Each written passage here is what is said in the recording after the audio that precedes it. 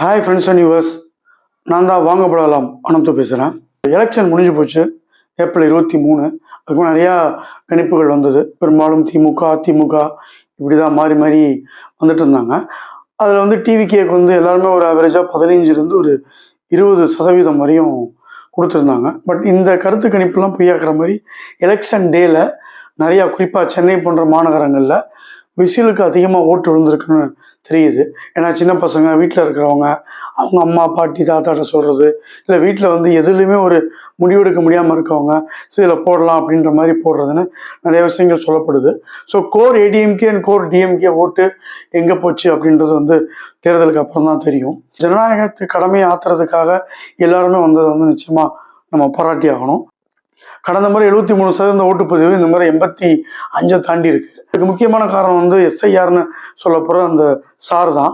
ஏன்னா அதில் வந்து எலெக்ஷன் கமிஷன் செத்தவங்க, இடம்பெயர்ந்தவங்க, ரொம்ப நாள் ஓட்டே போடாமல் இருக்கவங்க எல்லாரையும் நீக்கிட்டு கிட்டத்தட்ட ஒரு 6.5 கோடி கிட்ட இருந்த ஓட்டர் சேர்த்து 5.25 கோடி ஆயிடுது. ஸோ 70 லட்சம் வந்து இதுலேயே போயிட்டாங்க. ஸோ அப்படி போனதுனால ஓட்டு போகிற பர்சன்டேஜ் ஏறி இருக்கு.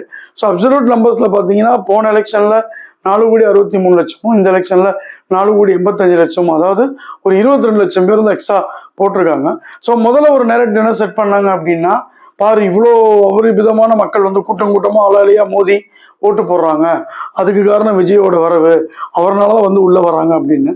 இது ஓரளவு உண்மை இருக்குன்னா, யங்ஸ்டர்ஸ் முதல்ல ஓட்டு போடுறவங்க விஜய் ஃபேன்சி அவன் தான் என்னடான்னு வீட்டில் இருந்தவங்க ஓட்டு போட வந்தது உண்மை. அதே மாரி பார்த்தீங்கன்னா முக்கியமான காரணம் வந்து எஸ்ஐஆர், நான் முன்னாடியே சொல்லிட்டேன். அடுத்து வந்து ஆளுங்கட்சிக்கு எதிரான ஒரு அலை. ஸோ அந்த அலை வந்து எப்பயுமே எங்கெங்கே பர்சன்டேஜ் கூடுதோ அப்போல்லாம் ஆளுங்கட்சிக்கு ஒரு ஆப்பு இருக்கும். பட் சென்னை பொறுத்தவரையும் விஜயோட இம்பேக்ட், டிவிக்கோட இம்பேக்ட் ரொம்ப இருக்கிறத பார்க்க முடியுது. பட் கிராமங்களுக்கு நண்பர்கள்ட்ட மற்றவங்கள்ட்ட பேசும்போது அது பெருசாக இல்லைன்ற மாதிரி தான் தெரியுது. இப்போ எஸ்ஐஆர் தான் காரணம்னு சொன்னதுக்கப்புறம் இப்போ இன்னொரு விதமான ஒரு நேரட்டிவை செட் பண்ணுறாங்க. அது என்னன்னா, அண்ணாமலையை வந்து தனியாக ஒரு கலங்கான வச்சுருந்தோம்னா நடுநிலை வாக்குகள், இந்த இளைஞர்கள் வாக்குகள்லாம் அப்படியே பிஜேபிக்கு வந்திருக்கும், விஜய்க்கு அதனாலாம் போயிடுச்சு அப்படின்னு சொல்லி ஒரு புலம்பல் கேட்குது. பட் இருந்தாலும் ப்ராக்டிக்கலாக பார்க்கும் பொழுது அண்ணாமலை தனியாக களம் கண்டாருன்னா அமமுகவனா கூட வரலாம், பாமக வருவார்ன்றது டவுட்டு. ஸோ அதிமுக பக்கம் போக வாய்ப்புகள் இருக்கு. அப்படியே ஒரு களம் கண்டு ஒரு தலைமையில் அவர் கூட்டணி அமைச்சா கூட விஜய் அண்ட் அண்ணாமலைன்னு வரும்பொழுது படித்த ஒரு நடுநிலையான வாக்காளர்கள் கண்டிப்பாக அண்ணாமலை பக்கம் வருவாங்கன்றதுக்கு எந்த விதமான டவுட்டும் இல்லை. ஆனால் விஜய்னு ஒரு ஷிப் பண்ணுறவங்க, சினிமா விஜயை தள்ள தூக்கி வச்சு ஒரு கடவுளை பார்க்குறவங்க, குறிப்பாக சிறுபான்மையில் அதுலேயும் வந்து கிறிஸ்தவ மதத்தை சேர்ந்தவங்க கண்டிப்பாக அண்ணாமலை பக்கம் வர்றதுக்கு வாய்ப்பே இல்லை. அது காரணம் பாஜகன்னு சொல்லிட்டு போயிடுவாங்க. ரொம்ப போனால் அண்ணாமலை பிடிக்குங்க, அப்படி இருந்தாலும் விஜயோட ஃபேன்கன்னு சொல்லிட்டு அழகாக ஓட்டு போட்டுருவாங்க. ஸோ 4-5 முனை போட்டியாக வரும் பொழுது கண்டிப்பாக பாஜக வந்து திமுக அதிமுக தாவேக்கு அடுத்து போகக்கூடிய அபாயகரமான சூழ்நிலை இருக்கு. அதோட நடந்திருந்தால் அண்ணாமலை இருக்கிற அந்த ஒரு பெரிய ஒரு அந்த கிரேஸ் வந்து கண்டிப்பாக கம்மியாகி கீழே போயிருக்கும். சரி, இப்போ அதிமுகவோட கூட்டணி வச்சதுக்கு காரணமே 2 பேரும் சேர்ந்த இடங்களை ஜெயிக்கலாம் அப்படின்னு தான். அந்த கணக்கு வந்து 1 வருஷத்துக்கு முன்னாடி அமித்ஷா போட்டு எடுத்துட்டாரு. அதில் வந்து அண்ணாமலையை சைலண்ட் பண்ணிட்டாங்க. அண்ணாமலைக்கு ஒரு குறிய வந்து தொகுதிகள் கொடுக்கல, அதனால அதிருப்தியாக இருக்கிற அண்ணாமலை ஆதரவாளர்கள் விஜய் பக்கம் போயிட்டு தான் சொல்கிறாங்க. அதில் வந்து சில உண்மைகள் இருக்குது. பட் முற்றிலுமா அதை வந்து நம்ம உண்மைன்னு சொல்ல முடியாது. ஏன்னா அண்ணாமலை கட்சி விட்டு போயிருந்தாலோ, இல்லை நான் பிரச்சாரத்துக்கே வரலைங்க நான் விட்டுருங்கன்னு சொல்லி ஒதுங்கி இருந்தாலோ நிறைய பேர் இது போயிருப்பாங்கன்றத நம்ம நம்பலாம். ஆனால் அண்ணாமலை வந்து மனக்கசப்பு இருந்தாலும் கட்சி சொல்கிறத ஏற்றுக்கிட்டு கேரளாவிலேருந்து உடனே பறந்து வந்து அவர் ஹெலிகாப்டர் வச்சு வர வச்சு அவர் பட்டி தொட்டியில், அதுவும் குறிப்பாக 70-80 தொகுதிகள் அதிமுக அமமுக பாமக பிஜேபின்னு எல்லாருக்கும் அவர் வந்து பேசியிருக்காரு. அவர் வந்ததுக்கு அப்புறம் தான் பிரச்சாரம் நல்லா சூடு பிடிச்சது. ரொம்ப அழகாக தெளிவாக அந்தந்த தொகுதியில் இருக்கிற ஆட்களுக்கு எதிராக என்னென்ன வந்து ஒரு குற்றச்சாட்டுகள் இருக்கு எல்லாத்தையும் வச்சாரு. முக்கியமாக அவர் சொன்னது திமுக வீட்டுக்கு அனுப்புறதுக்கு சென்ட்ரலில் மோடி இங்கே எடப்பாடி வரணுன்றதையும் ரொம்ப தெளிவாக சொல்லியிருக்கிறாரு. இவ்வளோ தூரம் அவர் தெளிவாக சொல்லியும் இல்லைங்க அவர் வந்து ஒதுக்கிட்டாங்கன்னு அண்ணாமலை ஆர்வத்தை சொன்னார்னா அவர் கன்ஃபார்மாக அண்ணாமலையை வந்து உன்னிப்பாக பார்க்காதவராக இருக்கும். இல்லை விஜய்க்கு எப்படி இருந்தாலும் ஓட்டு போடுறவன் அண்ணாமலை முகமூடியை போட்டுக்கிறவனா இருக்கும். இல்லைன்னா திமுக அப்படி இருந்தாலும் வரட்டுங்க நம்மன்னு சொல்லிட்டு உருட்டவனா இருக்கும். விஜய் பின்னாடி போகிறவன் வந்து தற்கொலை நம்ம சொல்கிறோம். ஏன்னா ஒன்லி சினிமா முகத்தை மட்டும் பார்க்குறான். சர்க்கார் மாதிரி விஜய் வந்து சிஎம் ஆயிடுவார், அதுக்கப்புறம் உடனே வந்து நம்மளோட வாழ்க்கை தரத்தை மாற்றிடுவார், முதல்வருமே ஒரே கையெழுத்து போட்டுருவாருன்னு ஒரு அரசியலமைப்பு சட்டம் எப்படி இயங்கும், அது எந்த மாதிரி போகணும்னு எதுவுமே ஒரு அடிப்படை அறிவு கூட இல்லாமல் சொல்லிட்டு இருக்கவங்க வந்து விஜய் பின்னாடி போகிறாங்க. விஜய் ஃபேனாக இருக்காங்க, அவங்க நான் குத்தமே சொல்ல மாட்டேன். அதுதான் அண்ணாமலை வந்து எனக்கு ரொம்ப பிடிக்கும், அண்ணாமலைன்னு ஒரு தேசியவாதி, நானும் ஒரு தேசியவாதி, தமிழ்நாட்டில் மாற்றம் வரணும் இப்படிலாம் சொல்லிட்டு அண்ணாமலை சைலண்ட் பண்ணிட்டாங்க. நானும் ஒரு நடிகை முன்னாடி போறேன் அப்படின்றது நிச்சயமா காசு வாங்கிட்டு ஓட்டு போடுறவங்களோட ஒரு கேவலமானது.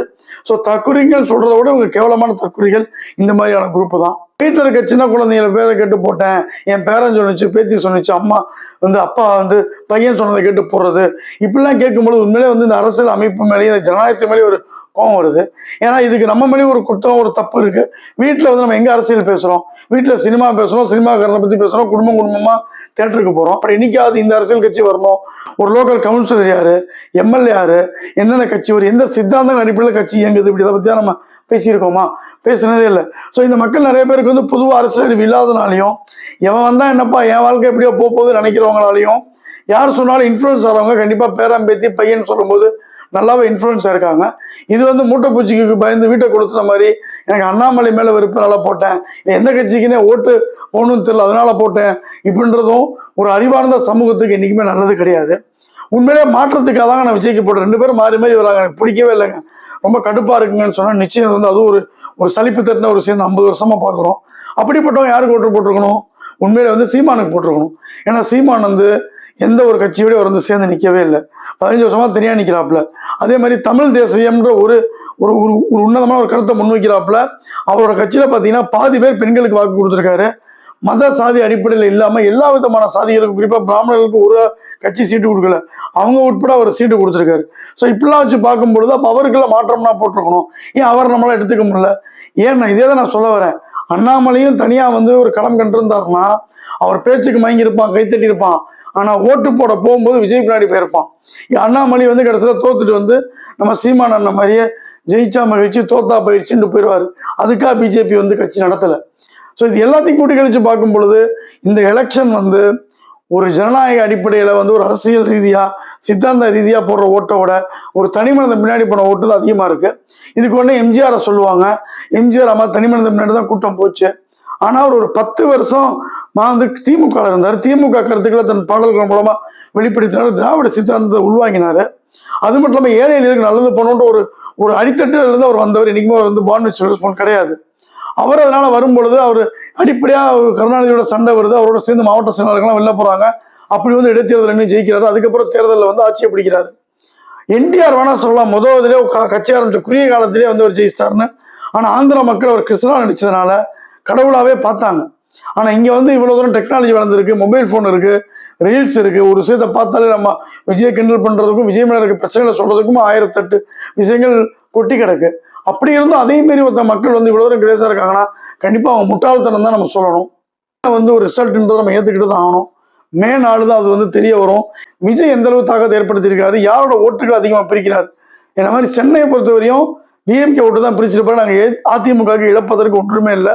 16க்கு 16 வந்து திமுக தான் அடிச்சாங்க. அதே மாதிரி தான் செங்கல்பட்டு, காஞ்சிபுரம் மேக்சிமம் திமுக.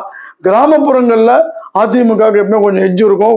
குறிப்பாக வந்து கொங்கு மண்டலம், இப்போ தெற்கு மண்டலத்தில் நம்ம டிடிவி சேர்ந்ததுனால ஒரு எக்ஸ்ட்ரா எட்ஜ் இருக்கும்னு நினைக்கிறேன். வட மாவட்டங்களில் பாமக அன்புமணி ராமதாஸ் வந்து எட்ஜ் இருக்கும்னு நினைக்கிறேன். பட் எப்படி ரிசல்ட் வந்தாலும் ஒரு தொங்கு சபையாக வருன்றாங்க. இந்த மாதிரியான ஒரு சமூகத்தை வந்து நம்ம உருவாக்கிட்டோமேன்ற கவலை வந்து நிச்சயமா எல்லா ஒரு மத்தியஸ்தர்களுக்கும் அதே மாதிரி வந்து ஒரு அப்பா மக்களுக்கும் இருக்கணும். நாளைக்கு விஜய் வரலாம், அதை செத்து போயிடுவான்றான், வந்தா என்னென்ன ரவுடித்தனம் பண்ணுவான்னு நமக்கு தெரியாது. இப்போ இருக்க பிள்ளைங்க ஏற்கனவே ரவுடித்தனம் பண்ணிட்டு ரீல்ஸ் போட்டுட்டு இருக்காங்க. சட்ட ஒழுங்கு எப்படி இருக்குன்னு தெரியாது.